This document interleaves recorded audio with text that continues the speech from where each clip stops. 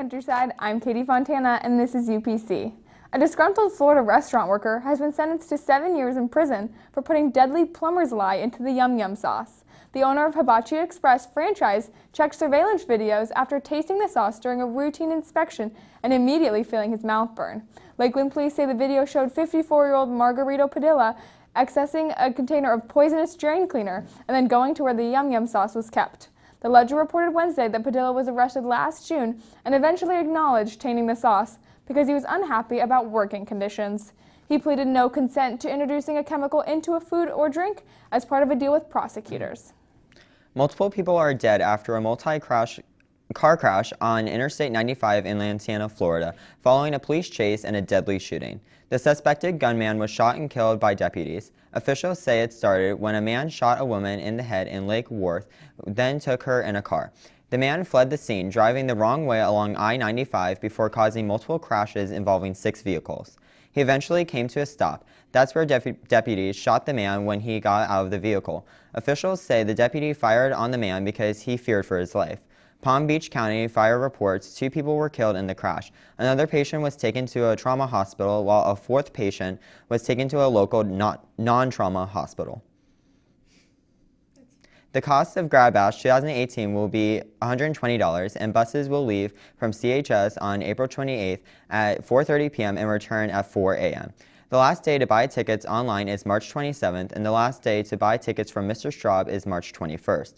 For more information, see Mr. Straub in D-Wing. Any students interested in going to the Florida State Fair on February 19th, stop by the front office by February 16th for free tickets during lunch or after school.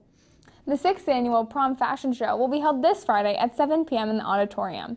Students will be modeling this year's prom fashion trends from Nikki's Glitz and Glam Boutique, David's Bridal, and Men's Warehouse. Come get some prom fashion inspiration, discounts, and overall excitement. Admission is free. If you're a junior and have a 3.0 grade average, think about applying to the Executive Internship Program. Information and applications are online at pcsb.org/EIP or talk to your guidance counselor. The application deadline is February 16th. In sports, Bo has news on the NBA. Bo?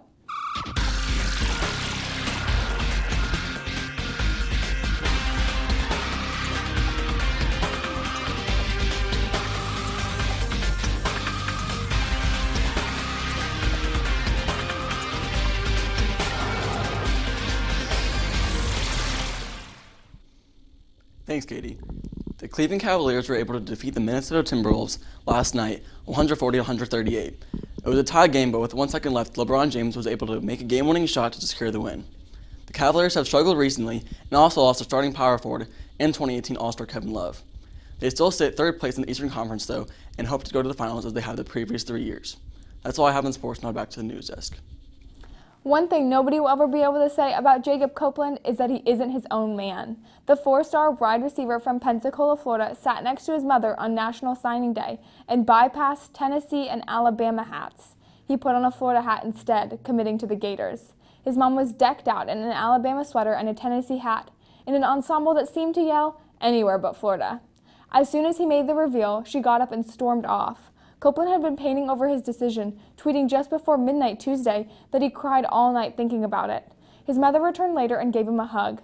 At least the only people who witnessed the awkward moment were those who were watching ESPN's coverage of the popular event. First responders played best friend to man's best friend in Oklahoma yesterday. The heartwarming rescue unfolded on a cold day in Tulsa after an officer with the fire department spotted a dog stranded on a frozen pond. Tulsa firefighters responded by putting on their thermal suits and inching their rapid deployment craft out onto the ice. The pup jumped in and crews pulled the vessel to shore. The dog was turned over to animal control on scene. It's not clear how long the dog was stuck on ice. That's all we have for you today on UPC. Thank you for watching and have a great day, Countryside.